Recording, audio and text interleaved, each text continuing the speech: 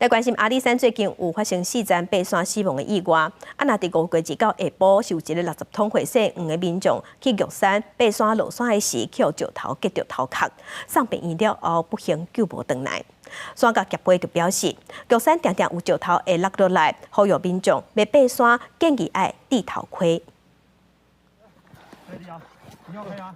这样好走吗？消防人员真赶紧，较紧甲人扛去哩两桥，因为受伤的人已经是乌卡，爱较紧运落山送病院。嘉义阿里山乡的玉山爬山口附近，日到下晡是传出一个60几岁姓黄爬山的人，互落倒来石头牵着头昏去。警察到现场较紧甲伊送病院，但是嘛是不治。于步道0.4K 处接触伤者，伤者头部凹陷，大量出血，已呈欧卡状态。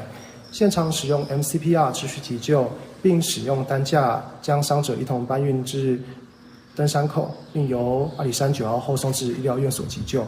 这已经是阿里山第1个月来第4件因为意外死亡的事故。政府宣布开放山林，国内是真侪人小爬山，但是意外嘛真侪。以这玉山落落来的石头做例，中华民国山岳协会讲，爬山的人爬玉山上好是戴头盔，若看到路仔顶有碎石，就要提高警觉。除了落雨天要注意，伫雨落了的2-3天嘛，常常有土石会落落来。像玉山这种情形的话，如果你快到风口那上面，有时候会有落石，还是要带着会比较安全一点点。正在下的时候还是持续在掉的，干了以后，第一天还好，第2天都是好天气以后，石头切要吸收以后，石头容易落石。目前来讲，它的步道是非常的安全。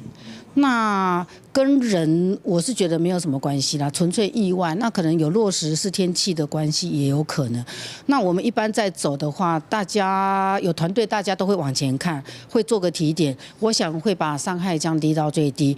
协会讲，要爬玉山，才海拔有3000公尺以上的高山，建议1个月前就先对附近较矮的山开始训练，尽量莫一个人去爬。